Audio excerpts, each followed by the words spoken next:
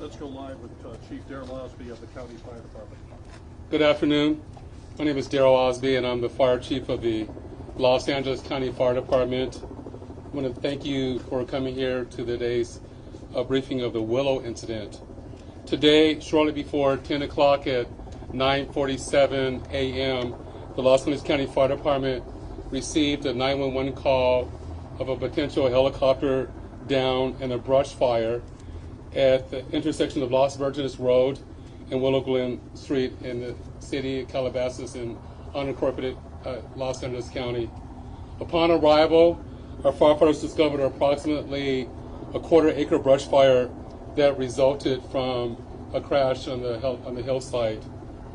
The Los Angeles County Fire Department initial response was 15 pieces of apparatus and 56 personnel that consisted of paramedics, engine company, heavy rescue, truck company, hand crews, and aircraft, and a chief officer to oversee the incident. Upon arrival, during the incident, and upon arrival of the Sheriff's Department, our two respective departments entered into unified command to handle this incident.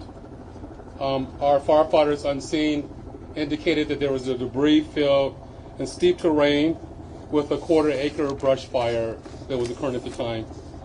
Our firefighters hiked in to the accident site with their medical equipment and hose lines to extinguish the stubborn fire, as it included the brush fire, debris from a helicopter, and the fire also included magnesium, which is very hard for our firefighters to extinguish because magnesium reacts with oxygen and water.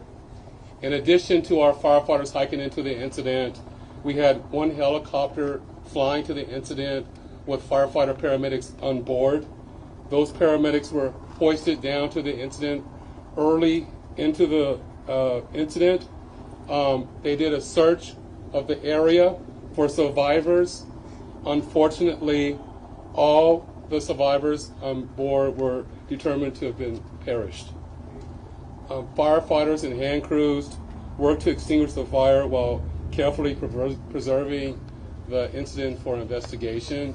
Currently, the investigation is still ongoing. I would like to turn this over to my sheriff to continue the press briefing.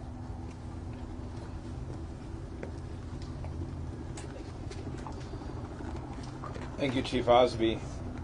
Personnel from Los Angeles Sheriff's Station responded to the scene of the crash site and assisted the fire department, and we've established a containment area, and now our Aero Bureau has a handle on traffic or aircraft accidents. However, when there's a fatality, then it switches to the National Transportation Safety Bureau, the NTSB, and the Federal Aviation Administration, the FAA.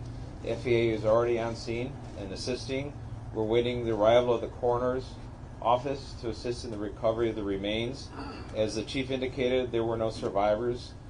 We have a manifest that indicates that there was 9 people on board the aircraft, the pilot plus 8 individuals.